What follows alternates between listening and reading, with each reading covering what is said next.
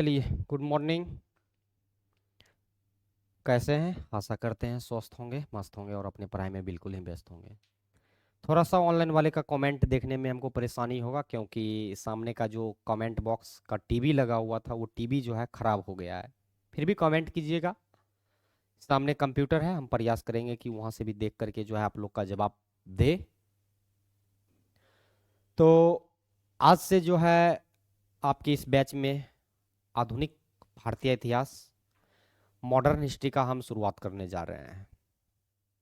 ठीक है, modern history हम ही पढ़ाएंगे। मॉडर्न हिस्ट्री हम ही पढ़ाएंगे।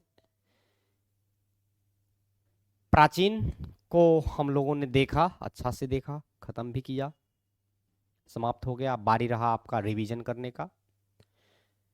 अभी आप कुछ देर पहले ज्योग्राफी का क्लास कर रहे थे। आई होप अब अच्छा लग रहा होगा ज्योग्राफी का क्लास। आप लोग का डिमांड था कि नोट्स से बताया जाए।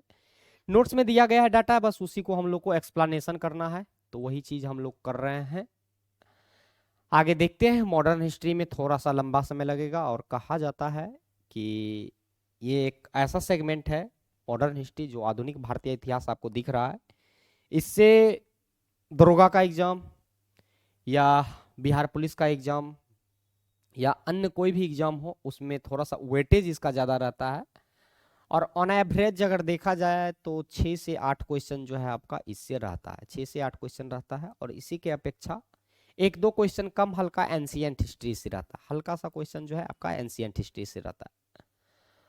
मिडावल हिस्ट्री का वेटेज आपके एग्जाम में कम कर दिया गया है, थोड़ा सा कम कर दिया गया है, लेकिन उसको भी हम लोग देखेंगे। केमिस्ट्री का पूरा फाइनल नोट्स भी रेडी हो गया है। केमिस्ट्री का नोट्स भी आप लोग को हम प्रोवाइड करवाए हैं, और मार्केट में नहीं आया है तो मार्केट में चला जाएगा 1-2 दिन बाद, क्योंकि उसका स्कैन कर लें। उसका कवर नहीं बना है, कवर बनने के बाद जो है वो हम आप लोग को दे दें। तो खैर, अभी हम इसमें बात करते हैं मॉडर्न हिस्ट्री को, और इसमें हम आपको बता दें कि इसमें हम आपको पढ़ाएंगे कैसे। पूरा जो है ये हमारा फुल एक्यूरेसी के साथ हैंड रिटेन नोट्स है, जो कि आपको बिहार दरोगा, बिहार पुलिस, बीएसएससी तथा अन्य जो भी आपका एक दिवसीय एग्जाम होता है, चाहे एसएससी जीडी का हो, रेलवे का हो, जीएस आधारित जहां से भी आपका मॉडर्न पूछा जाता है, उसमें ये आपको हेल्पफुल रहेगा। प्रथम संस्करण है, हमारे द्वारा इसको लिखा गया है। इसी में जो है हम हैंड रिटेन नोट से आपको हम पढ़ाएंगे, पूरा एकदम समझा करके पढ़ाएंगे। और आप लोग का जो लगा होगा क्लास का शेड्यूल, वो होगा शेड्यूल यूरोपीय का आगमन। यूरोपीय का आगमन उसी को देखेंगे, लेकिन उसको देखने से पहले सबसे पहले जो है हम लोग देख लेते हैं आधुनिक भारत का कुछ इंट्रोडक्शन, कुछ इसका भूमिका, कुछ इसका योगदान क्या रहा है, क्या नहीं रहा है, उस चीज को हम लोग समझ लेते हैं। जैसे हम लोग प्राचीन भारतीय इतिहास को पढ़ करके आए हैं, और प्राचीन भारतीय इतिहास जब हम लोग पढ़ रहे थे, बहुत सारे सभ्यता के बारे में देखा हमने, बहुत सारे साम्राज्य के बारे में देखा, जिसमें आप सबसे पहले पाषाण काल वगैरह प्रागैतिहासिक काल को देख रहे होंगे। उसमें कोई भी उसका साक्ष्य नहीं मिला, कोई भी ना लिखित साक्ष्य था, उसमें अनुमान लगाया गया। अनुमान उत्खनन हुआ है, उसके आधार पर जो है हम लोग अनुमान लगाए हैं। ठीक है, वहां पे कैसा शासन प्रशासन था, क्या था, नहीं था, ये सब को सिर्फ और सिर्फ हम अनुमान लगाए थे। कुछ उसका पुख्ता सबूत जो है नहीं मिला। धीरे धीरे आगे बढ़े, वैदिक सभ्यता में बढ़े, आर्यों का आगमन हुआ। आर्यों का आगमन हुआ मध्य एशिया से, तो वहां से जो है उसका स्रोत मिलना शुरू हुआ, और उसका भी जो है लिखित साक्ष्य मिला है। उसको देखा नहीं गया, आंखों से देखा नहीं गया है, सिर्फ और सिर्फ लिखित साक्ष्य मिला है, जिस आधार पर अनुमान लगा है। आगे बढ़े हम लोग, मौर्य साम्राज्य को देखे, गुप्त साम्राज्य को देखे, उसका शासन प्रशासन को देखे। और अधिकतर चीज अगर देखा जाए तो प्राचीन काल में जो है, प्राचीन काल में जो भी हम लोग पढ़े वो सिर्फ और सिर्फ पुरातत्व के आधार पर पढ़े, अभिलेख के आधार पर पढ़े, सिक्का के आधार पर पढ़े, अनुमान लगाए कि ऐसा साम्राज्य होगा वहां का, ऐसे शासन प्रशासन वहां पर चल रहा होगा, ये सिक्का वहां पर चल रहा था। ये सब सिर्फ और सिर्फ हम लोग अनुमान लगा करके पढ़े। इसके बाद प्राचीन के बाद जो आगे हम लोग को पढ़ना रहता है, वो पढ़ना रहता है मध्यकालीन। मध्यकालीन, और मध्यकालीन में जो है आपका सबसे पहले अरब का आक्रमण हुआ था। अरब का आक्रमण हुआ था, उस समय से जो है पूरे मध्यकाल में जो है हम लोग मुस्लिम के शासन को पढ़ते हैं। मतलब प्राचीन में जैसे आप लोग पढ़े होंगे वैदिक काल में या मौर्य साम्राज्य में या गुप्त साम्राज्य में, आप लोग जो है जैसे हिंदू शासक शासन कर रहा था, ठीक उसका उल्टा मध्यकालीन में जब आप लोग प्रवेश कीजिएगा तो मध्यकालीन में जो है आप लोग मुस्लिम का शासन पढ़िएगा, मुस्लिम का शासन पढ़िएगा। और जब मध्यकालीन को आप पढ़ करके जब आधुनिक में आइएगा, आधुनिक मॉडर्न युग में आइएगा, तो मॉडर्न युग में जो है आपको ना तो हिंदू का शासन पढ़ना पड़ता है, ना ही आपको मुस्लिम का शासन पढ़ना पड़ता है। एक आपको जो है लोकतंत्र, एक गणतंत्र के बारे में पढ़ना पड़ता है, गणतंत्र के बारे में पढ़ना पड़ता है। हाँ, भारत पर शासन अंग्रेज किया है, अंग्रेज भारत पर शासन किया है, ये हम लोग जानते हैं, अंग्रेजों का शासन पढ़ते हैं। लेकिन इसके साथ साथ भारत जब आजाद हो गया तो एक जो है भारत लोकतंत्र बन गया, जिसके बाद जो है जनता के द्वारा अपने शासक को चुना जाने लगा। इसमें अंग्रेज के शासन के साथ साथ हम लोग को जो है लोकतंत्र को भी पढ़ना पड़ता है, लोकतंत्र को भी पढ़ना पड़ता है। उसी चीज को हम लोग यहाँ पर देखते हैं। थोड़ा बहुत पहले शब्द इसका भूमिका समझ लेते हैं कि आधुनिक भारत जो है, मॉडर्न इंडिया जो है, मॉडर्न इंडिया में हम लोग क्या देखते हैं क्या नहीं देखते हैं। तो मॉडर्न इंडिया के बारे में सबसे पहले इतिहासकार, हिस्टोरियन ये बताता है कि आधुनिक भारत जो है उस काल को कहा जाता है, अर्थात उस समय को कहा जाता है जब जो है यहाँ पर राजतंत्र, राजतंत्र और धर्मतंत्र, राजतंत्र और धर्मतंत्र जैसी जो प्रणाली है इसका अंत हो गया था। अब राजतंत्र क्या है, धर्मतंत्र क्या है, इस चीज को देख लीजिएगा। राजतंत्र मतलब होता है, राज मतलब राजा, तंत्र मतलब शासन, राजाओं का शासन, राजाओं का शासन। इसका क्या हुआ, आधुनिक युग में अंत हो गया, अंत हो गया। दूसरा आपका था धर्मतंत्र, धर्मतंत्र मतलब हिंदुओं का शासन, मुस्लिमों का शासन, इस हिसाब से हम पढ़ते हैं, वो सब जो है धर्मतंत्र का जो है समापन हो गया। मतलब कोई भी एक धार्मिक चीज को महत्व यहाँ पर आधुनिक काल में नहीं दिया गया है। तो ये दोनों चीज का जब अंत हुआ तब जाकर के किसका उदय हुआ, आधुनिक का, आधुनिक काल का जो है उदय हुआ, आधुनिक काल का उदय हुआ, यही यहाँ पर लाइन कह रहा है। इसके बाद जब ये दोनों का अंत हो गया तो तत्पश्चात जो है लोकतांत्रिक, लोकतांत्रिक मूल्य की जो है स्थापना हो गया। लोकतंत्र मतलब जनता के द्वारा अपने शासक को चुना जाने लगा। ये आधुनिक काल से प्रारंभ हो गया, इसी को जो है आधुनिक काल कहा जाता है। आधुनिक काल हम उसको कहते हैं, या आधुनिक समय उसको कहते हैं जिसमें राजतंत्र और धर्मतंत्र का समापन हो गया, और राजतंत्र धर्मतंत्र के जगह पर किसका उदय हुआ, तो लोकतंत्र का उदय हुआ। क्लियर है ये लाइन, इसमें कुछ नहीं है। इसके बाद कहा जाता है आगे आधुनिक भारत के बारे में कि वास्तव में जो है आधुनिक भारत में शासन व्यवस्था का जो उदित होना है ये अब तक की नवीनतम व्यवस्था को जो है दर्शाता। अर्थात भारत में शासन व्यवस्था चल रहा था, भारत में शासन व्यवस्था चल रहा था, प्राचीन में भी शासन व्यवस्था था, मध्यकाल में भी शासन व्यवस्था था, लेकिन एक नए तरीका से जो शासन व्यवस्था आया, नए तरीका से जो शासन व्यवस्था आया वो किस काल में आया, तो वो आधुनिक काल में आया। किस काल में आया, वो आधुनिक काल में आया। और ये अब तक का सबसे नया खोज था, अब तक का ये सबसे नया खोज था, नया खोज था। आगे जब बढ़िएगा आधुनिक भारत में तो यहां पर कहा जाता है कि इस काल में, अर्थात आधुनिक काल में, आधुनिक समय में जो है, आधुनिक समय में न केवल आधुनिक शिक्षा, न केवल आधुनिक शिक्षा का जो है ये विस्तार हुआ, बल्कि सामाजिक बुराइयों के विरुद्ध भी जो है पुनर्जागरण हुआ। पुनर्जागरण मतलब होता है नया खोज, नया खोज।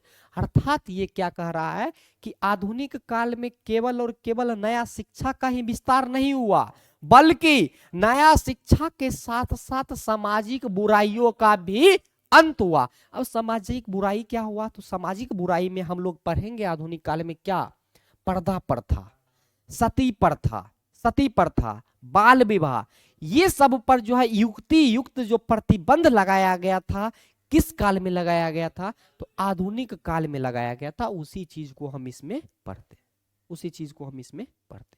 ठीक है, आगे जब बढ़िएगा, आगे कहा जाता है कि एक और जब आधुनिक काल में भारतीय राजनीतिक रूप से परिपक्व हुआ, एक और जो है जब भारतीय राजनीतिक जो है आधुनिक काल में परिपक्व हुआ, तो वही दूसरी ओर जो है उन्होंने सामाजिक बुराइयों के विरुद्ध जो है आंदोलन छेड़ा।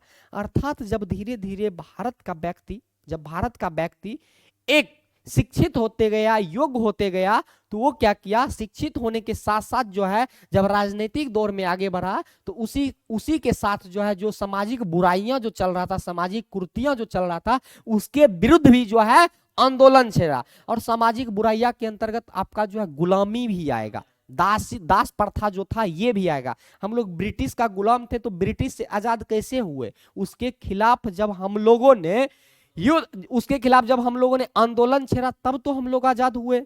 इसमें बहुत सारा आंदोलन पढ़ेंगे, 1857 का विद्रोह पढ़ेंगे, सविनय अवज्ञा आंदोलन पढ़ेंगे, डांडी यात्रा को पढ़ेंगे, खेरा सत्याग्रह पढ़ेंगे, असहयोग आंदोलन को पढ़ेंगे। बहुत सारे आंदोलन को जो है हम लोग किस में पढ़ना पड़ता है? आधुनिक भारत में पढ़ना पड़ता है, आधुनिक भारत में पढ़ना पड़ता है। तो ये जो है सामाजिक बुराइयां के विरुद्ध जो है भारत का व्यक्ति आंदोलन को भी छेड़ा। आगे बढ़िएगा, जब ये आंदोलन छेड़ा उसी क्रम में कहा जाता है, क्या आंदोलन के क्रम में ही कहा जाता है कि 1857 की क्रांति के पश्चात अर्थात उसके बाद, जब 1857 ईस्वी में आपका क्रांति हुआ, उसके बाद जो है भारत में राष्ट्रवाद की भावना का जो है उदय हुआ। राष्ट्रवाद मतलब अपने राष्ट्र के प्रति अब जो है लोग समर्पित होना शुरू किया, इसका जो है उदय हुआ। और साथ ही 1885 ईस्वी से लेकर के 1947 के बीच में जो है स्वतंत्रता प्राप्ति के लिए प्रयास हुआ।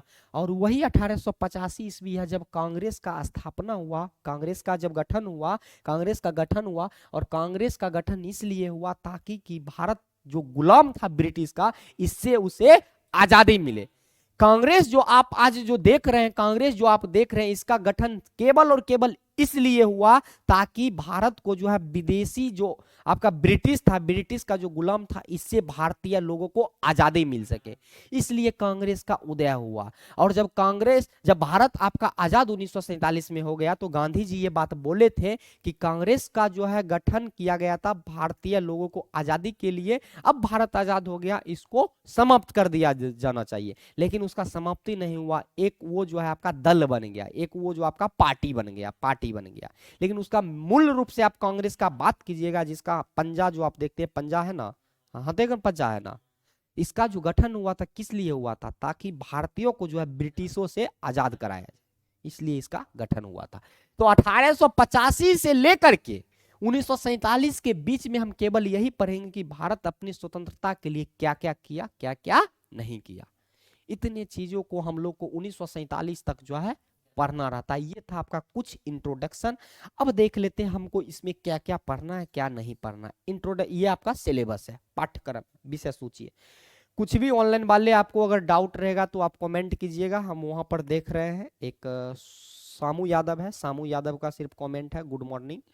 अगर आपको कोई भी डाउट आएगा तो जरूर आप जो है कमेंट करके हमसे पूछिएगा, हम अपने तरफ से प्रयास करेंगे कि आपका डाउट नहीं रहने दे, ठीक है? तो आप जरूर कमेंट कीजिएगा। अब हम लोग चर्चा कर लेते हैं सिलेबस का, पाठ्यक्रम, विषय सूची जिसको आप लोग बोलते हैं। विषय सूची के अंतर्गत सबसे पहले मॉडर्न हिस्ट्री में हम लोग को पढ़ना रहता है यूरोपियों का आगमन। यूरोपियों का आगमन अर्थात यूरोपीय का आगमन में कौन कौन सा देश भारत आया है। आगमन बोल रहा है तो कहां आगमन करेगा? भारत आगमन करेगा। क्यों? क्योंकि हम लोग पढ़ रहे हैं भारतीय आधुनिक भारत, मॉडर्न हिस्ट्री, भारत के बारे में पढ़ रहे हैं। तो यूरोपियों का जो आगमन हुआ वो भारत में हो। इसके बाद मुगलों का जो है पतन, और ये मुगल के बारे में जो मूल रूप से हम लोग पढ़ते हैं, मूल रूप से किस में पढ़ते हैं? तो इसको हम लोग पढ़ते हैं मध्यकालीन में पढ़ते हैं, मध्यकाल में पढ़ते हैं, इसको हम मध्यकाल में पढ़ते हैं। मध्यकालीन भारतीय इतिहास में जो है आप लोग मुगल के बारे में पढ़िएगा। लेकिन वही मुगल पूरा भारत में आप देखिएगा, दिल्ली सल्तनत के बाद जो शासन किया है ना मध्यकाल में, दिल्ली सल्तनत के बाद मध्यकाल में जो शासन किया वो मुगल ही किया है। मुगल चलते आया, और यही मुगल के नाकामी के कारण जो है भारत जो है गुलाम हुआ था, ब्रिटिश का गुलाम हुआ था। औरंगजेब के बाद कोई भी योग्य मुगल बादशाह नहीं बना 1707 ईस्वी के बाद, ठीक है? तो इसमें जो है मध्यकाल में मुगल के बारे में पढ़ेंगे, और उसी मुगल का अंत आपका आधुनिक काल में हुआ, कैसे हुआ, किसने किया, किस प्रकार हुआ, तो इसको हम देखेंगे दूसरा चैप्टर में। इसके बाद तीसरा आप लोग जब पढ़िएगा इसमें मॉडर्न हिस्ट्री में, वो तीसरा पढ़िएगा स्वतंत्र राज्यों का उदय और ब्रिटिश साम्राज्य का विस्तार। अर्थात स्वतंत्र राज्य कौन कौन सा था जिसका उदय हुआ। स्वतंत्र राज्य अर्थात ये किसी का गुलाम नहीं था, ना ये ब्रिटिश का गुलाम था, ना ये डच का गुलाम था, ना ये हॉलैंड का गुलाम था, ना ये पुर्तगाल का गुलाम था, किसी का गुलाम नहीं था, बल्कि ये स्वतंत्र राज्य था और ये स्वतंत्र राज्य के साथ साथ जो है ब्रिटिश साम्राज्य अपना विस्तार कर रहा था। इसमें कुछ कुछ जो स्वतंत्र राज्य का जब उदय हो रहा था, इसी स्वतंत्र राज्य को ब्रिटिश क्या कर रहा था, तो उसको हड़प नीति के तहत उसको जीत रहा था। एक तरफ हम स्वतंत्र राज्य को भी पढ़ेंगे, एक तरफ ब्रिटिश साम्राज्य के विस्तार को भी पढ़ेंगे। तीसरा चैप्टर में इसको हम पढ़ेंगे। आगे चौथा जो आप लोग पढ़ते हैं, चौथा चैप्टर इसमें है भारत में ब्रिटिश साम्राज्य का विस्तार का नीति। अर्थात जब स्वतंत्र राज्य को ब्रिटिश जो है जीतना प्रारंभ किया, स्वतंत्र राज्य को जब ब्रिटिश जो है वो जीतना प्रारंभ किया, तो वो जीतने के लिए कौन कौन सा नीति अपनाया, किस किस नीति के तहत जो है वो राज्य को जीता, जिसमें आप लोग पढ़िएगा डॉक्ट्रिन ऑफ लैप्स, इसके बारे में आप लोग पढ़िएगा। राज्य हड़प नीति जिसको कहा जाता है, राज्य हड़प नीति, ये सबको जो है आप नीति जो अपना रहा था, इसी में आप लोग जो है पढ़िएगा। पांचवा आपका ब्रिटिश शासन के अंतर्गत भारतीय अर्थव्यवस्था, अर्थात जब ब्रिटिश का गुलाम भारत था तो भारत का फाइनेंशियल कंडीशन, इकोनॉमिक स्ट्रक्चर कैसा था। यहाँ अब देखिए भारत अभी चल रहा है तो इसका कुछ ना कुछ तो अर्थव्यवस्था होगा, पैसा तो चाहिए जीवन यापन करने के लिए, एक सामान्य मनुष्य को, एक हम है, हमको जीने के लिए पैसा चाहिए। तो ये तो पूरा भारत है, चाहे वो गुलाम था या स्वतंत्र है, पैसा चाहिए। तो वही इसका अर्थव्यवस्था कैसा था, तो अर्थव्यवस्था को आप लोग 5वां चैप्टर में देखिएगा।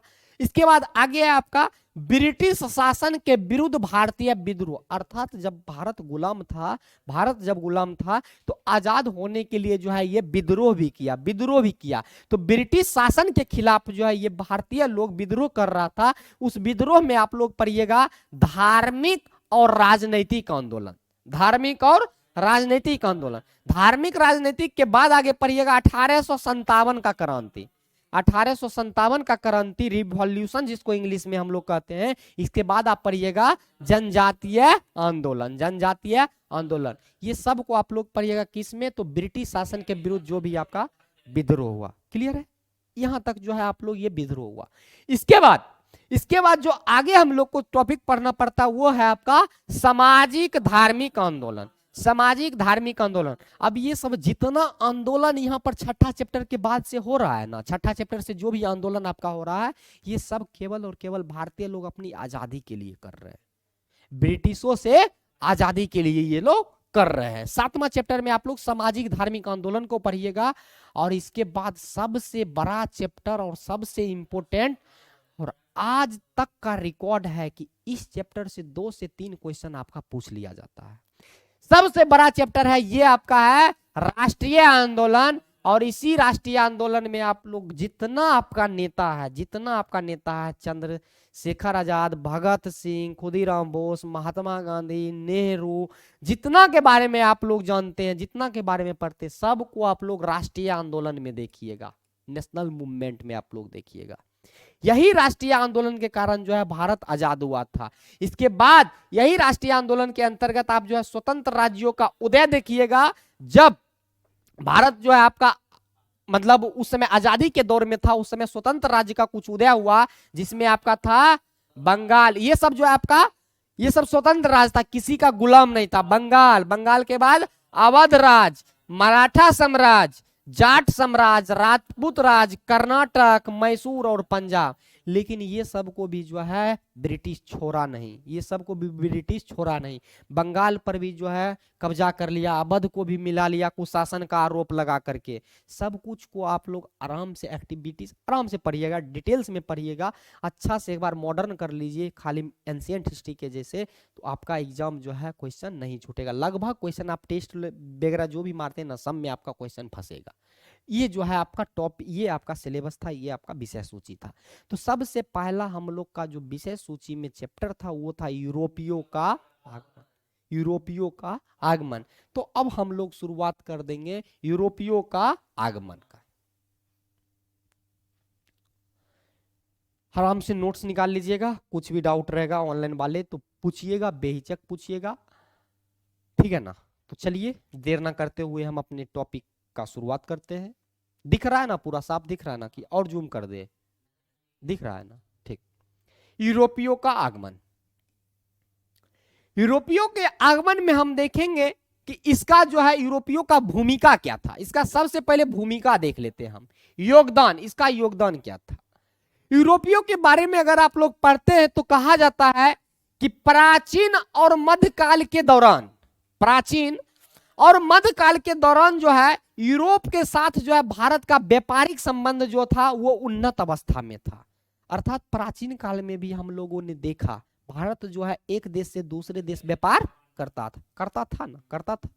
मध्यकाल में भी ठीक उसी तरह जो है प्राचीन से चलते आया था, उसी तरह मध्यकाल में भी जो है भारतीय लोग यूरोपियों से जो है व्यापार वगैरह करता था। ये उन्नत अवस्था में था, ठीक है, इसमें कोई कहीं भी दिक्कत नहीं था प्राचीन और मध्यकाल में। इसके बाद क्या हुआ, मध्यकाल में जो है भारत के साथ व्यापारिक संबंध पर, मध्यकाल जब आया प्राचीन के बाद मध्यकाल में जो है भारत के साथ जो व्यापारिक संबंध पर जो है अरब का जो है विशेषाधिकार रहा। अर्थात इसका मतलब ये हुआ कि जब मध्यकाल चल रहा था इस समय भारत के साथ जो व्यापारिक संबंध आपका यूरोपियों का हो रहा था उसमें अरब लोग जो था इसका जो है विशेष अधिकार था। विशेष अधिकार का मतलब यही होगा कि कुछ ऐसा व्यापार होगा जिसमें केवल और केवल जो है वो अरब लोग ही कर सकता है, अरब के अलावा कोई नहीं कर सकता है। आगे आप लोग विशेषाधिकार को अच्छा से जानिएगा, एक शब्द और आएगा आपको पॉलिटी में, एकाधिकार, उसको भी हम लोग समझाएंगे। तो मध्यकाल में जाकर के जो विशेषाधिकार प्राप्त हुआ, किसको प्राप्त हुआ था भारत के साथ, वो अरबों को प्राप्त हुआ था।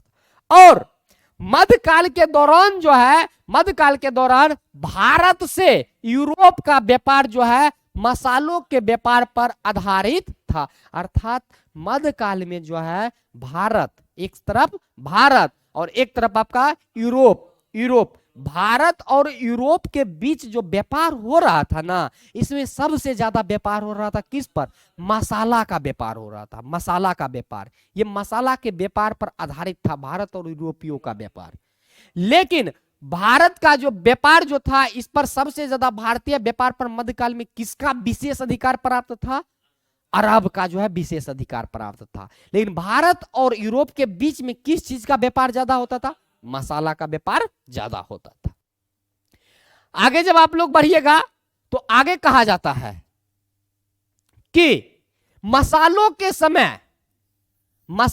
समय जो है यूरोप में भारी मांग, मसाला जो था, मसाला जैसे गरम मसाला वगैरह होता था ना, मसाला का जो मांग था ना वो यूरोप में बहुत ज्यादा मात्रा में था, बहुत ज्यादा मात्रा में मसाला का मांग था। कहां, यूरोप में। अब यूरोप मसाला को मंगा रहा है, सबसे ज्यादा भारत से मंगा रहा है, तो कुछ ना कुछ रीजन होगा तब तो हम मसाला मंगा रहे हैं। मान लीजिए हम यूरोपीय हैं, आप भारतीय हैं, हम आपसे मसाला ले रहे हैं, कुछ ना कुछ तो हमको रीजन होगा, या तो हम जंक फूड ज्यादा खाते होंगे, या तो चिकन मटन ज्यादा खाते होंगे, मांस मछली ज्यादा खाते होंगे, तब तो हम मसाला आपसे ज्यादा ले रहे हैं। तो यूरोपीय लोग जो मसाला सबसे ज्यादा मंगा रहा था, इसका कारण यह था कि वो मांस को लंबे समय तक जो है सुरक्षित रखता था। जब आप मसाला में भूंज लीजिएगा ना, जैसे आप दुर्गा पूजा में देखते हैं खस्सी वगैरह कटता है तो उसको क्या करता है, मसाला में भूंज करके रख लेता है। बाकी उसको बनाना रहता है तो थोड़ा थोड़ा करके बनाता है, तो मसाला में भूंजा हुआ जो मांस रहता है ना, मटन, वो खराब नहीं होता, जल्दी खराब नहीं होता है। और यूरोपीय लोग, अंग्रेज जो है ना, ज्यादा जो है वो मांस खाता था, जिस कारण से जो है वो मसाला का डिमांड ज्यादा किया था। आपसे पूछेगा कि ऐसे कोई कॉन्सेप्ट बेस मसाला का मांग क्यों करता था, इसलिए करता था क्योंकि मांस को लंबे समय तक वो सुरक्षित रख सके, इसके लिए जो वो मसाला को मंगाता। और इसी क्रम में जो है आपका 15वीं शताब्दी के मध्य में, 15वीं शताब्दी के बीच में, 15वीं शताब्दी के बीच में जो है आपका, अर्थात ये हुआ 1450 ईस्वी, 1450 ईस्वी। ये आपका बीच बोल रहा है तो आधा कर लीजिएगा ना, ऐसे 15वीं शताब्दी 1400, अभी हम लोग कौन ईस्वी में, कौन शताब्दी में जी रहे हैं, 21वीं शताब्दी में जी रहे, तो 2000 चल रहा है ना, जब 3000 आएगा तो हम लोग 22वीं शताब्दी में चल जाएंगे, तो इस हिसाब से चलता है। तो 15वीं शताब्दी के बीच में जो है तुर्की पर, एक आपका देश था तुर्की, तुर्की पर जो है रोमन साम्राज्य का जो है ना शासन था। 15वीं शताब्दी के बीच में जो है तुर्की एक देश था, उस पर किसका शासन था? रोमन साम्राज्य का। रोमन शासन जो है उसको अपना गुलाम बनाए हुए थे, ये गुलाम बनाए हुए था। और 1453 में जो है एक वंश था, कौन सा? उस्मानी वंश। उस्मानी वंश का शासक था महमूद तृतीय। महमूद तृतीय ये 1453 ईस्वी में जो है उस्मानी वंश का शासक महमूद तृतीय क्या किया? ये रोमन साम्राज्य को जो है समाप्त कर दिया। समाप्त कर दिया मतलब रोमन का वहां पर जो है शासन था, तुर्की पर शासन था। ये 1453 में उसका शासक उस्मानी, ये आपका उस्मानी वंश का शासक महमूद तृतीय क्या किया? रोमन साम्राज्य को जो है समाप्त कर दिया, उसको खत्म कर दिया। और खत्म करके जो है तुर्की में जो है, तुर्की के कुस्तुनतुनिया, तुर्की में एक जगह है कुस्तुनतुनिया, तुर्की में एक जगह है कुस्तुनतुनिया, ये कुस्तुनतुनिया पर जो है अधिकार कर लिया। कौन अधिकार किया था? महमूद तृतीय। महमूद तृतीय किस वंश का था? उस्मानी वंश। किस वंश का था? उस्मानी वंश। और ये किस साम्राज्य को समाप्त कर दिया? रोमन साम्राज्य। और उसके रोमन साम्राज्य को समाप्त करने के बाद कहां पर अपना अधिकार कर लिया? कुस्तुनतुनिया पर अधिकार कर लिया महमूद तृतीय। महमूद तृतीय। इसके बाद पुराने सभी स्थल मार्ग, जितना भी पहले का स्थल मार्ग था, पुराना सभी स्थल मार्ग जो है ये तुर्की के नियंत्रण में स्थापित हो गया। अर्थात भारत और यूरोप का जो व्यापार हो रहा था ना, अब जो है वो स्थल मार्ग से जो व्यापार हो रहा था, स्थल मार्ग से व्यापार हो रहा था। जब ये आपका जो है कुस्तुनतुनिया पर जो ये अधिकार कर लिया आपका महमूद तृतीय, अब तो इसके अंदर चल गया है। अब ये चाहेगा, ये महमूद तृतीय चाहेगा तब तो यूरोपिया भारत के साथ व्यापार कर सकता है, भारत के साथ व्यापार कर सकता है। और हम इस पॉइंट को बता रहे हैं कि समुद्री मार्ग का खोज कैसे हुआ। समुद्री मार्ग का खोज, जब आपका एक रास्ता बंद होगा तभी जाकर के आप दूसरा रास्ता का खोज कीजिएगा। तो कैसे कैसे हुआ उस चीज को समझिएगा। 15वीं शताब्दी के बीच में जो है तुर्की पर किसका शासन था? रोमन साम्राज्य का। लेकिन इससे पहले जो है भारत और यूरोप का व्यापार अच्छा तरीका से चल रहा था। ठीक है, किस मार्ग से? स्थल मार्ग से। लेकिन क्या हुआ? 1453 ईस्वी में जो है उस्मानी वंश का एक शासक हुआ महमूद तृतीय, ये जो है क्या किया? रोमन साम्राज्य को समाप्त कर दिया और समाप्त करके तुर्की के कुस्तुनतुनिया पर अधिकार कर लिया। जिस कारण क्या हुआ? ये जो स्थल मार्ग था, सभी स्थल मार्ग कर ये अपना कब्जा कर लिया। कौन? महमूद तृतीय। इसके बाद क्या हुआ? जब वो वहां पर अधिकार कर लिया, इसके बाद क्या हुआ? भारत और यूरोप के बीच में जो है व्यापार जो है प्रभावित हुआ। स्वाभाविक बात है भाई, आप हमारे इस गली से आते हैं यहाँ पर पढ़ने के लिए। इस गली में बहुत सारा लड़का रहता है, आगे दुकान भी है। अब दुकान वाला आगे ग्रिल के पास वो रास्ता अगर बैन कर दे, बैरिकेड लगा दे, तो आपको तो हमारे पास आने के लिए तो है, ऊपर से आने के लिए तो आपको दिक्कत हो जाएगा, रास्ता तो प्रभावित होगा। अब तो हम कुछ नया दूसरा रास्ता खोजेंगे, नया रास्ता का खोज करेंगे ना। तो नया रास्ता के तौर पर जो नीचे का जो गेट है वो तो 24 घंटा तब खुला हुआ रहेगा, तब नीचे से आइएगा ऊपर। नया रास्ता का खोज हुआ ना। जब एक रास्ता आपके जीवन में बंद होगा तो दूसरा का जरूर खोज होगा। तो यही कारण था भारत और यूरोप के बीच में जो स्थल मार्ग से व्यापार बंद हुआ, वो कुस्तुनतुनिया पर अधिकार करने के कारण हुआ था। इससे जो है भारत और यूरोप का व्यापार क्या हुआ? प्रभावित हुआ। और उसके बाद महमूद तृतीय ने तुर्की, जो कुस्तुनतुनिया है तुर्की, ये तुर्की पर जो है ऑटोमन साम्राज्य की स्थापना किया। ऑटोमन साम्राज्य की स्थापना किया था, जो कि एक मुस्लिम साम्राज्य था। ऑटोमन कैसा साम्राज्य? मुस्लिम साम्राज्य। अब इंपोर्टेंट क्वेश्चन यहां से ऐसे क्रिएट हो रहा है, ऑटोमन साम्राज्य की स्थापना किसने किया? महमूद तृतीय। ऑटोमन साम्राज्य की स्थापना कहां हुआ? तुर्की के कुस्तुनतुनिया में, तुर्की के कुस्तुनतुनिया में हुआ था, इसका स्थापना हुआ था। और ये जो आपका ऑटोमन साम्राज्य था, एक आपका जो है मुस्लिम साम्राज्य था, और कहा जाता है कि रोमन साम्राज्य की रोमन साम्राज्य की ईसाई प्रजा ने कुस्तुनतुनिया से पलायन करके इटली में शरण ले लिया। अर्थात पहले जो तुर्की में आपका रोमन साम्राज्य रहता था वो किस धर्म का था? ईसाई धर्म का था। वो किस धर्म का था? ईसाई धर्म का था। और जब ऑटोमन जो है आपका ऑटोमन साम्राज्य का स्थापना किया था महमूद तृतीय, वो एक आपका मुस्लिम धर्म था या मुस्लिम साम्राज्य था, जिस कारण से क्या किया, वहां पर जितना भी व्यक्ति आपका रोमन साम्राज्य का रह रहा था वो वहां से क्या कर गया? पलायन कर गया। वहां से वो चला गया कहां चला गया? इटली चला गया। इटली में जाकर के वो शरण ले लिया। और इटली में देखिएगा अधिकतर अभी भी ईसाई है।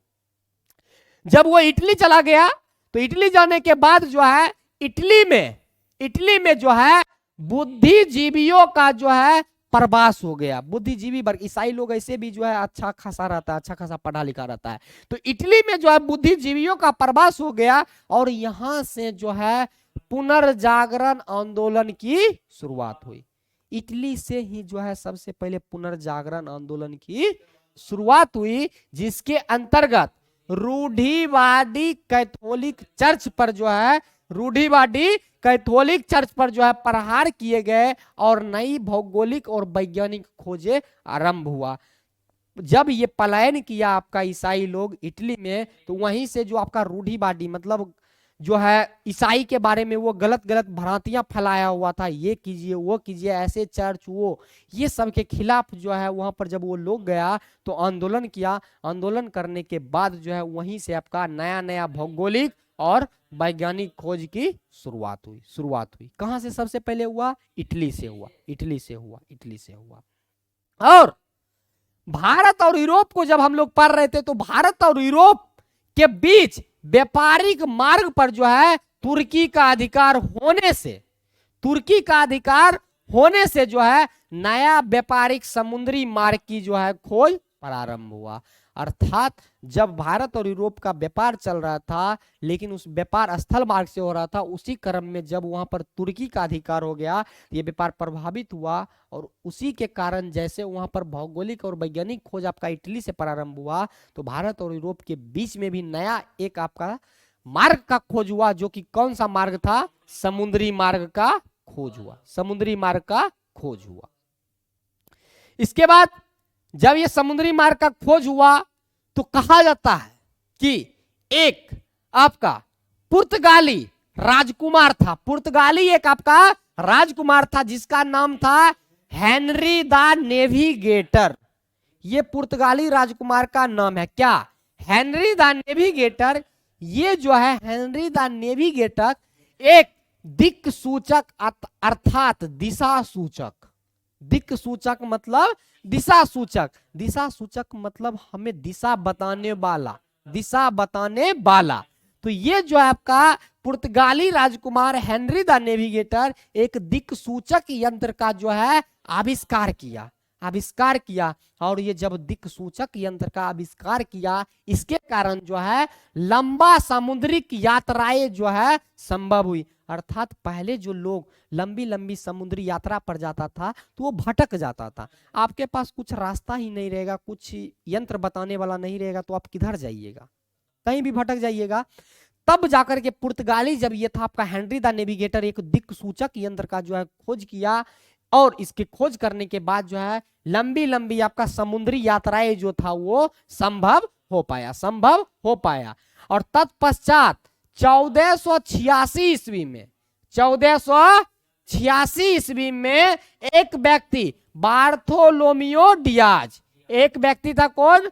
बार्थोलोमियो डियाज जो है एक नया समुद्री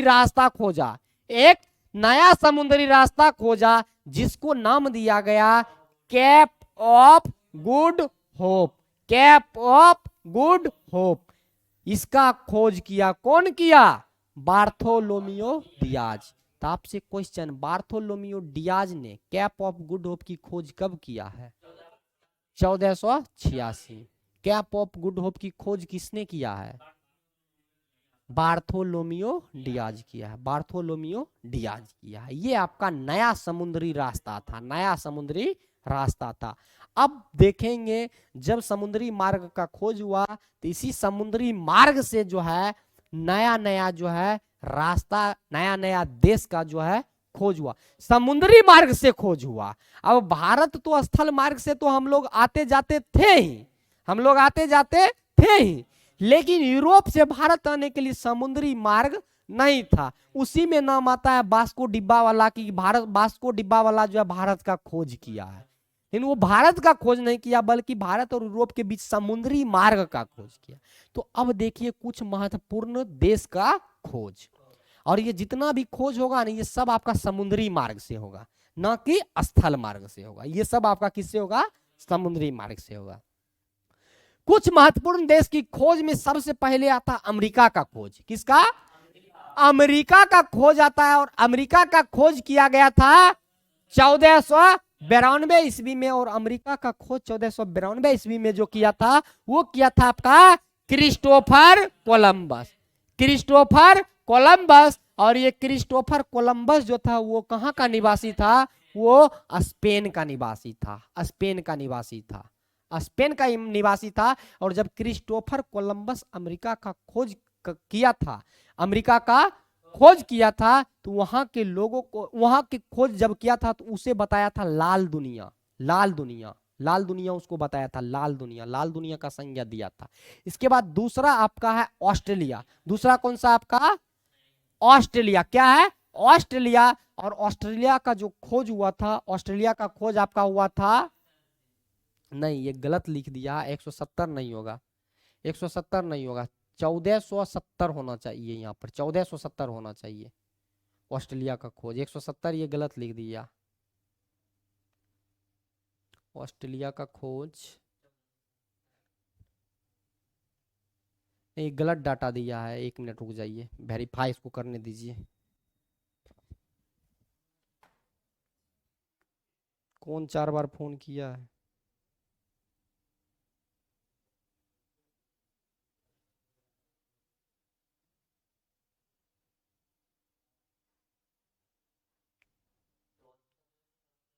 सॉरी, 1770 एक यहाँ पर छूटा हुआ है।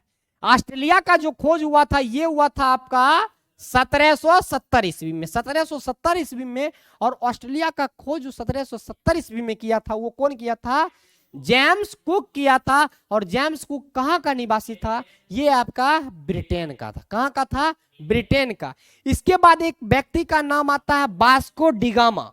वास्को डिगामा, ये वास्को डिगामा जो है भारत का खोज किया था। और भारत का खोज ये कब किया है? 1498 ईस्वी में। कब किया है? 1498 ईस्वी में। ये पुर्तगाली व्यक्ति था। कहाँ का था? पुर्तगाल का था। एक देश आपका आता है न्यूजीलैंड। कौन आता है? न्यूजीलैंड। और न्यूजीलैंड का जो खोज हुआ है 1642 ईस्वी में। कौन किया है? एबल तस्मान। ये कहाँ का था? ये डच का था। कहाँ का था? डच का था।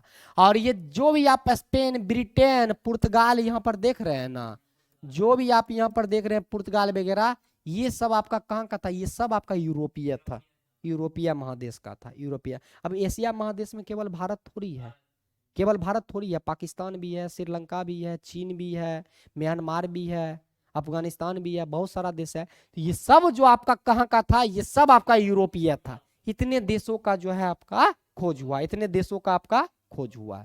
इसके बाद अब आगे आपका दिया गया है क्या? यूरोपीय कंपनियों का भारत आने का क्रम, अर्थात यूरोपीय कंपनियां कौन कौन जो है भारत आया, कौन कौन भारत नहीं आया, उसी का जो है क्रम दिया गया, उसी का क्रम दिया गया है, क्रम दिया गया है। तो सबसे पहले जो यूरोपीय कंपनियां भारत आया है वो है सबसे पहले आपका पुर्तगाली। कौन है? पुर्तगाली। और ये पुर्तगाली का आगमन जो भारत में हुआ था ये 1498 ईस्वी में हुआ था। और 1498 में ये आया, ये रहा कब तक था? 1961 ईस्वी तक ये भारत में रहा था। इसके बाद दूसरा आपका है डच। देख रहे हैं यहाँ पर भारत आजाद हो गया 1947 में, लेकिन ये 1961 तक रहा है, 1961 तक। एक है आपका डच। डच आया है कब? 1602 में। और ये गया कब है? 1759 में, 1759 में। इसके बाद है आपका ब्रिटिश, इसी का गुलाम भारत था, इसी का गुलाम भारत था।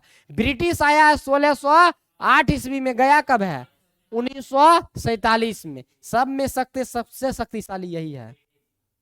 इसके बाद आया आपका डेनिस। डेनिस कब आया है 1616 में। गया कब है 1868 में। उसके बाद आया आपका फ्रांसीसी, जिसको हम लोग फ्रेंच भी बोलते हैं, ये आया कब है 1668 में। गया कब है 1953 में। 1953 में ये गया है। और ये जो बीच वाला जो आप लोग देख रहे हैं, ये डेनिस यहां से गायब हो रहा है 1868 में, डच गायब हो रहा है 1759 में। ये सब आपस में लड़ रहा था, आपस में लड़ करके एक दूसरे को पराजित करके यहाँ से जो है भेजा रहा था, वापस भेजवा रहा था। ठीक है। सबसे शक्तिशाली जो है इसके बारे में हम लोग पढ़ेंगे। इसी का गुलाम जो है भारत था, इसी का गुलाम तो यूरोपीय का था, लेकिन कंपनी में देखिएगा ब्रिटिश जो है, ब्रिटिश गुलाम बना करके रखा था, जो कि 1947 में भारत आजाद हुआ तो ये यहाँ से गया। ये है आपका कंपनियों के भारत आने का क्रम।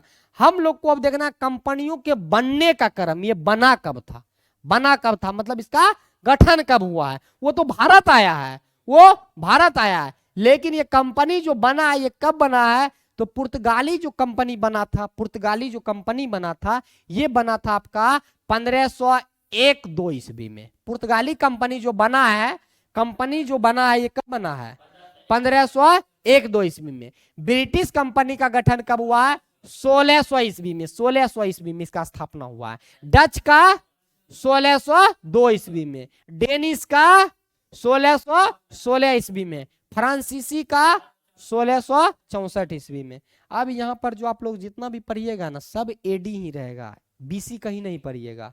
ईसा पूर्व खत्म, प्राचीने में खत्म, प्राचीने में खत्म, प्राचीने में खत्म। इसके बाद यहाँ पर सब आपको ईस्वी में पढ़ना। ये था आपका कंपनी का गठन, कंपनी का स्थापना वर्ष, वो था आगमन वर्ष, वो था आगमन वर्ष। वो भारत में आकर के कंपनी का गठन हुआ, ये है उसका वर्ष। अब पढ़ना यूरोपीय कंपनियों का वास्तविक नाम, अर्थात पुर्तगाली का क्या नाम था, ब्रिटिश का क्या नाम था, इसका वास्तविक ओरिजिनल नाम पढ़ना, ओरिजिनल नाम पढ़ना। मेरा नाम है चंदन कुमार योगेंद्र, लेकिन कुछ ना कुछ तो वास्तविक नाम होगा, कुछ ना कुछ वास्तविक नाम होगा। उसी तरह पुर्तगाली का वास्तविक नाम क्या था तो उस चीज को देख लेते हैं, जो रजिस्टर जिस नाम से चलता था। तो वास्तविक नाम में सबसे पहले आपका आता है पुर्तगाली। ये तो पुर्तगाली कंपनी था, लेकिन इसका ओरिजिनल जो नाम था, इसका जो वास्तविक नाम था, ये था आपका एस्तादो दा इंडिया। एस्तादो दा इंडिया, ये इसका वास्तविक नाम था, किसका पुर्तगाली कंपनी का। इसके बाद आगे आप लोग का कौन सा है डच। डच डच का वास्तविक नाम क्या था बेरियंगडे ओस्ट इंडसे कंपनी, बेरियंगडे ओस्ट इंडसे कंपनी, इंडसे कंपनी। इसके बाद है आपका ब्रिटिश। ब्रिटिश का क्या था तो ब्रिटिश का वास्तविक नाम था governor and company of merchant of London trading to the East Indies. यही है ब्रिटिश ईस्ट इंडिया कंपनी। ये जो है पार्टनरशिप का कंपनी था, ये मर्चेंट लिखा हुआ ना, ये पार्टनरशिप का कंपनी था। इसके बाद आगे आपका है डेनिस। डेनिस, डेनिस का जो वास्तविक नाम था ये था Dane East India Company, Dane East India Company. East का है लगा रहा है, सब पूर्वोत्तर का है, सब पूर्वोत्तर का, इसलिए ईस्ट लगा हुआ है, सब में ईस्ट लगा।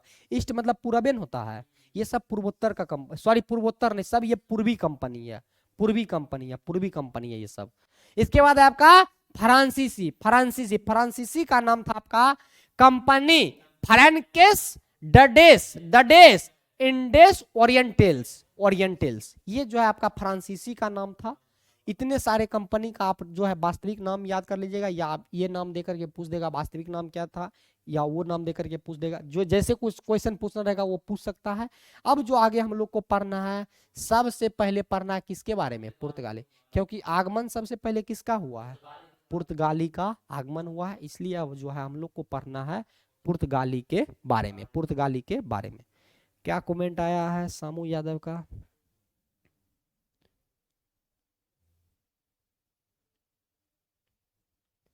सर आप पहले मॉडर्न हिस्ट्री खत्म करके एंशिएंट हिस्ट्री पढ़ाइएगा प्लीज। आप कौन सा बैच लिए हैं राहुल यादव, वो पहले आप हमको बताइए तो, कौन सा बैच लिए हैं वो आप हमको यहां पर बताइए तो। आगे पुर्तगाली कंपनी, पुर्तगाली कंपनी का हम लोग बात करें तो इसका आगमन आप लोग जानते हैं, कब इसका आगमन हुआ था 1498 ईस्वी में। 1498 ईस्वी में इसका आगमन हुआ था। और ये भारत से वापस कब गया है? 1961 ईस्वी में। तो पुर्तगाली के बारे में कुछ कुछ इंपोर्टेंट पॉइंट को देखिए, यहां से जो है आपका क्वेश्चन क्रिएट होना शुरू हो गया, क्वेश्चन क्रिएट होना शुरू हो गया। पुर्तगाली कंपनी के बारे में कहा जाता है कि 1498 में प्रथम पुर्तगाली यात्री, 1498 ईस्वी में प्रथम पुर्तगाली यात्री वास्को डी गामा जो है भारत की यात्रा पर निकला। और भारत जब आया तो ये भारत का एक तट था कालीकट। कौन सा था? कालीकट, जो कि आपका केरल में पड़ता है। ये कालीकट सबसे पहले पहुंचा था। कौन पहुंचा था सबसे पहले? Vasco D gamma. कब पहुंचा था? 1498 ईस्वी में। और जो ये वास्को डी गामा भारत आया था, ये भारत आया था आपका किस रास्ता से? तो कैप ऑफ गुड होप होकर के जो है ये भारत आया था। वही कैप ऑफ गुड होप जिसकी खोज बार्थोलोमियो डियाज किया था। बार्थोलोमियो डियाज किया था। दिशा सूचक यंत्र खोजा था ना, दिशा सूचक यंत्र खोजा था, जिसके कारण जो है इसका खोज हुआ था कैप ऑफ गुड होप का। और जब ये भारत आ रहा था, जब ये भारत आ रहा था तो भारत आने के क्रम में जो है ये कालीकट पहुंचने में ये रास्ता जब भटक गया था, इसको समुद्री मार्ग में एक व्यक्ति इसको मिला था जिसका नाम था अब्दुल मजीद या अब्दुल मुनीद भी कहा जाता है। अब्दुल मजीद या अब्दुल मुनीद, ये जो है इसको रास्ता में मिला था और उसको कहा जाता वो पथ प्रदर्शक था। पथ प्रदर्शक अर्थात इसका मतलब हुआ रास्ता दिखाने वाला, जिसका नाम क्या था? अब्दुल मुजीद। इसको मुनीद भी कहते हैं, या मुनीद की जगह कहीं कहीं आपको जो है मजीद भी लिखा मिलेगा, मजीद। ये जो है आपका जब भारत की यात्रा वास्को डी गामा कर रहा था तो इसकी मुलाकात किससे हुआ? अब्दुल मुजीद से हुआ, अब्दुल मजीद से हुआ। ये जो है इसको रास्ता बताया, तब जाकर के ये भारत पहुंचा। भारत आया तो ये कहां पहुंचा था? कालीकट पहुंचा था। कहां पड़ता है? केरल में। और उस समय कालीकट का जो राजा हुआ करता था, कालीकट का जो राजा हुआ करता था, उस राजा का नाम था जमोरीन। कालीकट का राजा कौन था? जमोरीन। कालीकट का यहां पर हम लिख देते हैं, राजा था आपका जमोरीन। और ये जब वास्को डी गामा ये भारत की यात्रा पर निकला था तो वहां का राजा जमोरीन जो है इसका भव्य स्वागत किया था। भव्य स्वागत किया था। भव्य स्वागत किसका स्वागत किया था? वास्को डी गामा का, वास्को डी गामा का। इसके बाद आगे कहा जाता है, आगे सब कुछ लिखा हुआ है, घबराइए नहीं, हम जो लिख रहे हैं ना सब लिखा हुआ है, आपको लिखने का कोई जरूरी नहीं है। आगे कहा जाता है कि भारत आने में वास्को डी गामा की सहायता जो किया था एक गुजराती, अभी आपको बताए थे, ये जो आपका अब्दुल मजीद था वो गुजराती था। गुजराती पथ प्रदर्शक जो है अब्दुल मानिक यहां पर लिख दिया, वही बोले इसका नाम जो है कहीं कहीं कुछ अब्दुल मुनीद माजिद, यहां पर मानिक लिख दिया। इससे मुलाकात हुआ था। ये नाम याद रखिएगा, मुनीद मिले, मजीद मिले या मानिक मिले, वही है। इसकी मुलाकात गुजराती पथ प्रदर्शक से हुआ था, जो कि वास्को डी गामा को रास्ता दिखाया, रास्ता दिखाया था, रास्ता दिखाया था। इसके बाद इस समय जो कालीकट का राजा हुआ करता था, वो राजा हुआ करता था कौन? जमोरीन। लिखा हुआ है ना जमोरीन। जमोरीन इसका राजा हुआ करता था। और जमोरीन जो है वास्को डी गामा का जो है स्वागत किया था, स्वागत किया था, स्वागत किया था। ठीक है, क्लियर है? आगे चलिए।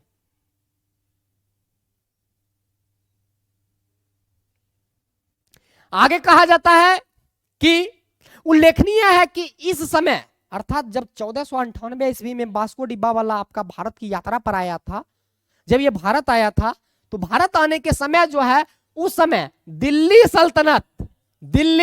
सल्तनत का शासक जो है सिकंदर लोदी था। अर्थात भारत में जो 1498 ईस्वी के क्रम में जो शासन चल रहा था ना, वो किसका चल रहा था? दिल्ली सल्तनत का एक राजा था सिकंदर लोदी। सिकंदर लोदी का शासन था। और सिकंदर लोदी का शासन का बात कीजिएगा, ये 1489 से लेकर के 1517 ईस्वी तक इसका जो है शासन रहा है। ये सबको मध्यकाल में पढ़ेंगे आराम से। सिर्फ इतना समझ लीजिए कि जब वास्को डी गामा भारत आया तो उसकी मुलाकात किससे हुआ था? सबसे पहले अब्दुल मजीद से। अब्दुल मजीद से, वो गुजराती पथ प्रदर्शक था। ठीक है।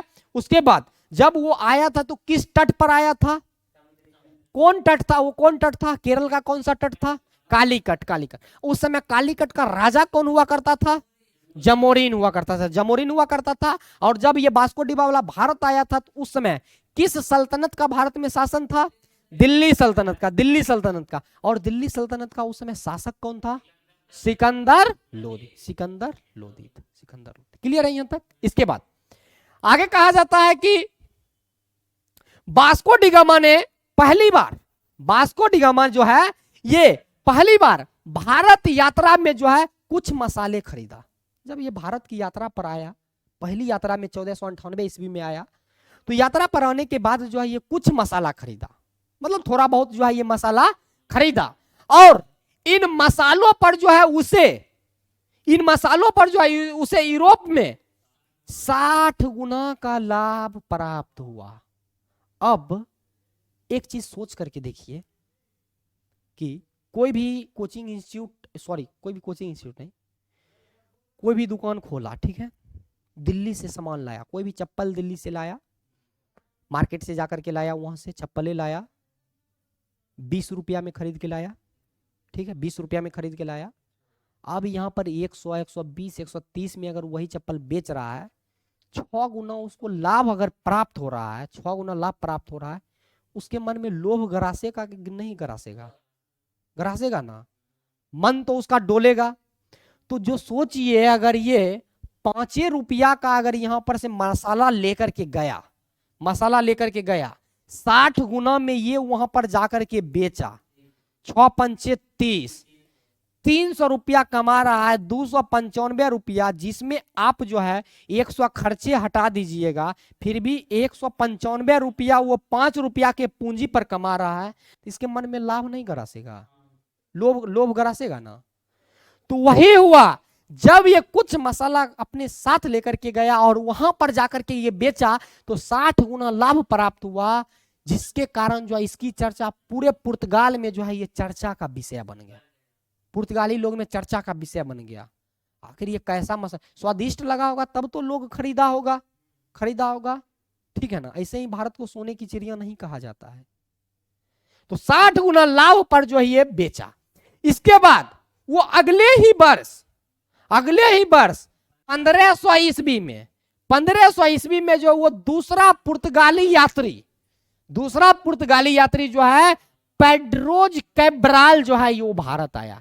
अर्थात वास्को डी गामा 1498 में आया ही, ये आया, जब ये वापस गया तो ठीक इसके बाद जो है दूसरा पुर्तगाली जो है 1500 ईस्वी में पेड्रोज कैब्राल जो है वो भारत की यात्रा पर आया। अब भाई आप जाकर के बिजनेस कीजिएगा, आप 5 गुना लाभ कमाइएगा, आप हमको बताइएगा कि आप कौन बिजनेस कर रहे हैं, कहीं दारू तो नहीं बेच रहे हैं। दारू में देखते हैं ना, 300 का दारू यहाँ पर 1200, 1600, 1800 में मिलता है।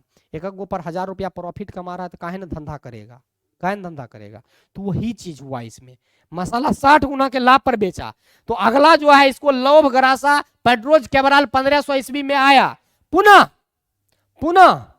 1502 ईस्वी में जो है 1502 ईस्वी में, अब देखिए भारत की ओर जो है इन लोग का ध्यान जो है आकर्षित होना शुरू हो गया, भारत की ओर ध्यान आकर्षित होना शुरू हो गया। 1502 ईस्वी में जो है वास्को डी गामा दोबारा भारत में पुर्तगाली व्यापार के लिए आया, पुर्तगाली व्यापार के लिए पुनः ये 1502 ईस्वी में आया।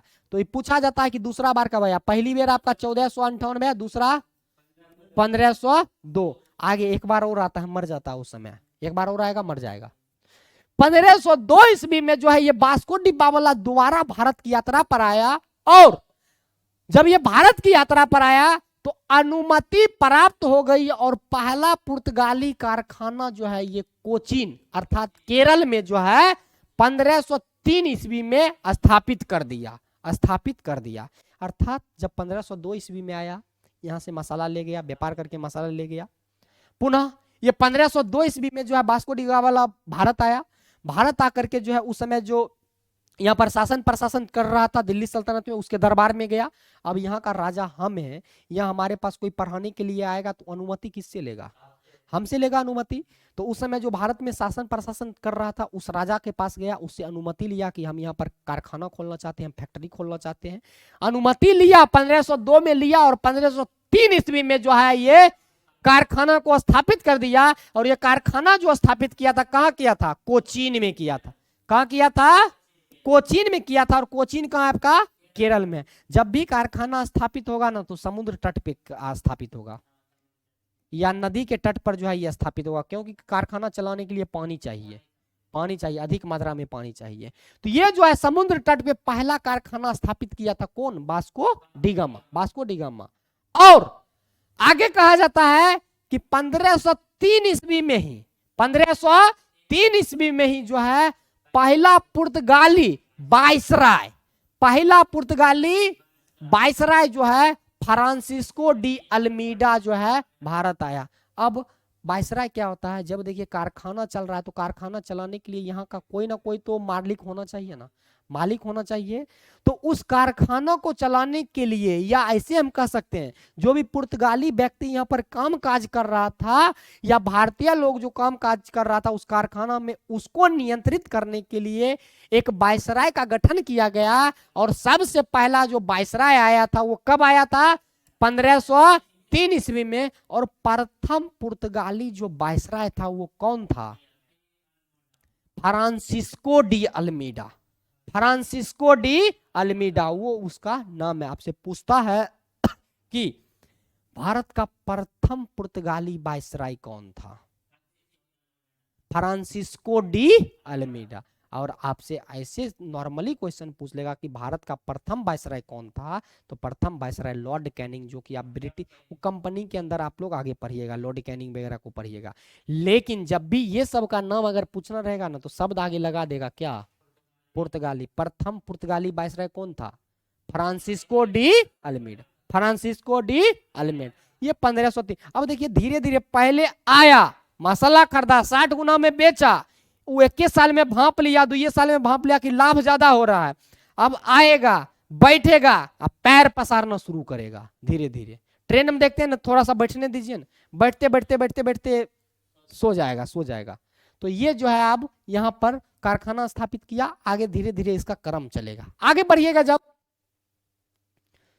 तो आगे कहा जाता है फ्रांसिस्को डी अल्मीडा के बारे में, अर्थात वाइसराय के बारे में, कि वाइसराय की जो जिम्मेदारी थी, उसकी जिम्मेदारी थी भारत में पुर्तगाली व्यापार को स्थापित करना। अर्थात जो फ्रांसिस्को डी अल्मीडा आया था, इसका काम दे दिया गया था क्या? कि वो भारत में अब जो है पुर्तगाली व्यापार को आप स्थापित कीजिए, स्थापित कीजिए, स्थापित कीजिए। और आने वाला समय में देखिएगा, आने वाला समय में, इसका मॉडर्न में बता रहे हैं, आने वाला समय में क्या हुआ था कि यहां से कच्चा माल फ्री में ले जाता था, यहीं का सामान ले जाता था, वहां से बना करके यहां करके पैसा एक से लेके बेचता था। भारत एक सामान ले जाता था फ्री में और वहां से ला करके इसको पैसा में बेचता था।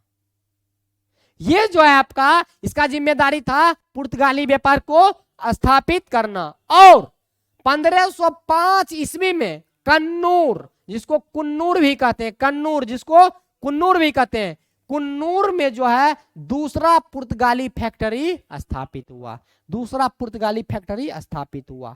पहला आपका स्थापित हुआ था कहां? कोचीन में। दूसरा स्थापित हुआ है कुन्नूर में। कब हुआ है? 1505 में दूसरा। पहला कब हुआ था? 1503 ईस्वी में हुआ था। अब हम पढ़ते हैं वाइसराय फ्रांसिस्को डी अल्मीडा के बारे में। फ्रांसिस्को डी अल्मीडा का बात कीजिएगा तो ये वाइसराय के पद पर जो है 1503 से लेकर के 1509 ईस्वी तक भारत में रहा था। फ्रांसिस्को डी अल्मीडा जो है भारत में वाइसराय के पद पर जो है 1503 ईस्वी से लेकर के 1509 ईस्वी तक जो है ये रहा था। फ्रांसिस्को डी अल्मीडा के बारे में कहा जाता है कि वही लाइन, ये भारत का जो है प्रथम पुर्तगाली वाइसराय था, प्रथम पुर्तगाली वाइसराय था। और फ्रांसिस्को डी अल्मीडा ने पुर्तगाली व्यापार को भारत में सुदृढ़ किया। अर्थात इसका मतलब ये हुआ कि पुर्तगाली व्यापार को अच्छा जो किस्म प्रदान किया, उन्नत अवस्था में जो लेकर के गया, वो कौन लेकर के गया था? फ्रांसिस्को डी अल्मीडा लेके गया। इसके बाद फ्रांसिस्को डी अल्मीडा जो है ये नौसैन्य शक्ति का विस्तार किया। देखिए ये आया है व्यापार करने के लिए, लेकिन ये क्या कर रहा है? ये अपने नौसैन्य शक्ति, नौसैन्य मतलब होता है नौ मतलब नाविक, सैन्य मतलब सेना, नाविक जो जल में, जल सेना, जिसको जल सेना आजकल के भाषा में बोलते हैं, जो जल सेना, ये मतलब जो है समुद्री सेना का जो है ये विस्तार किया। अपना पुर्तगाली जो है अब बताइए व्यापारिक कंपनी को सेना का क्या आवश्यकता? सेना तो उसको नहीं चाहिए, चाहिए भी तो उसको फैक्ट्री में चाहिए, फैक्ट्री में चाहिए ना सेना को कि ताकि काम काज अच्छा, जैसे फैक्ट्री वगैरह के आसपास ड्यूटी लगा देता है आजकल CISF का, CISF एयरपोर्ट वगैरह पर CISF का। ये क्या किया था, कहीं ना कहीं इसका मंशा तो गलत था, मंशा तो गलत था, जिस कारण से ये जो अपना नौ सैनिक अर्थात जो है जल सेना को मजबूत किया और जल सेना को जो है ये विस्तार किया। कौन विस्तार कर रहा है? Francisco de Almeida. और फ्रांसिस्को डी अल्मीडा जो है ये हिंद महासागर में ये समुद्री मार्ग से आया तो ये समुद्री मार्ग में ज्यादा हाथ पैर मारेगा। ये समुद्री मार्ग हिंद महासागर में जो है ब्लू वाटर पॉलिसी को लागू किया था, लेकिन इनके व्यापारिक प्रतिद्वंदी जो था वो अरब, तुर्की और मिस्र था। ये भले जो है ब्लू वाटर पॉलिसी को लागू कर दिया था अरब सागर में, लेकिन इसका आप देखिए हम यहाँ सत्ता में हम अपना कोचिंग चला रहे हैं ना, तो मेरा भी दुश्मन कोई ना कोई जरूर होगा। उसी तरह ये व्यापार कर रहा है ना, अपने नौसैनिक शक्ति को मजबूत कर रहा है, इसका भी दुश्मन जरूर होगा। इसका जो दुश्मन था वो कौन कौन था? अरब लोग था, तुर्की लोग था और मिस्र लोग था। ये सब इसका जो है दुश्मन था, यानी प्रतिद्वंदी था। ठीक है, आगे चलिए। आगे कहा जाता है कि 1508 ईस्वी में गुजरात के शासक महमूद केगरा लिखा हुआ, महमूद बेगरा होता, महमूद बेगरा केगरा जो भी लिखा हुआ है, महमूद बेगरा कह लीजिए या केगरा, महमूद बेगरा और अल्मेडा, महमूद केगरा और अल्मेडा, वही फ्रांसिस्को डी अल्मेडा के बारे में कह रहा है कि 1508 ईस्वी में गुजरात का शासक महमूद केगरा और अल्मेडा के बीच में चोल का युद्ध लड़ा गया। अब देखिए ये व्यापार करने आया, इसको युद्ध करने का क्या जरूरी पड़ गया? कोई जरूरी नहीं था।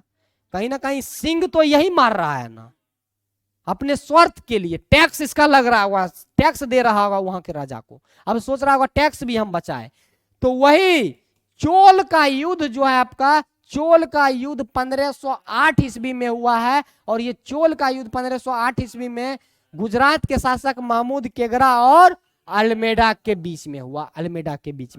और इस युद्ध में महमूद केगरा ने अल्मेडा को जो है पराजित कर दिया, हरा दिया। अरे भाई भारतीय शासक है, तुम आए हो 2 साल 3 साल 5 साल 6 साल में तुम इतना बड़ा शक्तिशाली कैसे हो जाओगे? हम जो यहाँ पर 100 साल 2 साल से 100 साल से 200 साल से जो हम शासन कर रहे हैं, तुमसे तो मजबूत हम ही ना होंगे, धीरे धीरे ना तुम हमको पकड़ोगे। ये क्या किया? चोल का युद्ध हुआ और इस युद्ध में जो है अल्मेडा का क्या हुआ? हार हुआ। और तत्पश्चात 1509 ईस्वी में जो है हिंद महासागर में अल्मेडा और एक गठबंधन जिसमें मिस्र, तुर्की और गुजरात, इसके बीच में जो है एक युद्ध लड़ा गया। देखिए 1508 ईस्वी में तो युद्ध हुआ, उसमें हार गया। लेकिन दोबारा जो है 1509 ईस्वी में जो है आपका कहां युद्ध हो रहा है? हिंद महासागर में। वही हिंद महासागर है जहां पर ये अपना सैन्य शक्ति को मजबूत कर रहा था। एक तरफ आपका अल्मेडा था और एक तरफ आपका संयुक्त गठबंधन था, जिसमें मिस्र शामिल था, तुर्की शामिल था और गुजरात का शासक शामिल था। इसके बीच में जो है आपका युद्ध हुआ और इस युद्ध में जो है अल्मेडा ने इस गठबंधन को पराजित कर दिया। क्यों पराजित किया? क्योंकि ये अपना सैन्य शक्ति जो था, जल शक्ति जो था, नौसैनिक जो था, बहुत मजबूत कर लिया। अकेला में जब ये गुजरात के शासक के साथ लड़ा स्थल पर तो हार गया। अब स्थल पर युद्ध हो रहा है तो नाविक तो नहीं है ना आएगा लड़ने के लिए, नौसैनिक तो नहीं है ना आएगा। लेकिन वही युद्ध फ्रांसिस्को डी अल्मीडा और इधर संयुक्त सेना मिस्र, तुर्की और गुजरात के बीच में हुआ तो अल्मीडा जो है हरा दिया, हिंद महासागर में हरा दिया, पराजित कर दिया। और जब ये पराजित हो गया उसके बाद इस युद्ध के बाद पुर्तगाली जो है ये हिंद महासागर में सबसे शक्तिशाली होकर के उभरा। अब आप एक देश तुर्की को हरा रहे हैं, एक देश मिस्र को हरा रहे हैं, एक पूरे गुजरात को हरा रहे हैं, पूरे गुजरात को हरा रहे हैं, तो आप पावरफुल होकर के उभरिएगा ना। हो आपको देख करके अन्य देश, अन्य जो कंपनी कहेगा ना कि हाँ ये जो है थोड़ा सा अब मतलब पावरफुल शक्तिशाली हो गया है, तो ये जाकर के उसको हराया और पावरफुल होकर के उभरा। कौन उभरा था? पुर्तगाली उभरा था। ये था आपका पुर्तगाली। अब थोड़ा सा आगे देखेंगे, अगला जो आपका वायसराय बन करके आया 1509 तक ना शासन काल था इसका, फ्रांसिस्को डी अल्मीडा का। 1509 के बाद एक और पुर्तगाली वायसराय आता है, और ये पुर्तगाली वायसराय कौन होता है? अल्बुकर्क। कौन होता है? अल्बुकर्क। और ये वायसराय के पद पर जो रहता है ये 1509 ईस्वी से लेकर के 1515 ईस्वी तक रहता है। इसको देखेंगे हम कल के क्लास में। कल के क्लास में यहाँ तक आप रिवीजन कर लीजिएगा, और इसी तरह से आपको हम समझा करके पढ़ाएंगे। समझ में आया? समझ में आया? रिवीजन कीजिएगा, जाके नोट्स ले लीजिएगा जो नोट्स नहीं लिए हैं। क्या बोला? नहीं निकाला था तो निकलवाइए खड़ा होकर के। बोला है? ठीक, तो मॉडर्न हिस्ट्री का नोट्स ले लीजिए। इस तरह समझ में आया है ना? डाउट नहीं रहा है? डाउट नहीं रहना चाहिए। जहां जो शब्द डाउट रहेगा वो चीज को हमको समझाना मेरा काम है, ठीक है ना? तो फिर मिलते हैं कल के क्लास में। धन्यवाद। मॉडर्न हिस्ट्री आगे हम जो है अल्बुकर्क से जो है हम लोग कंटिन्यू करेंगे। Thank you so much everyone.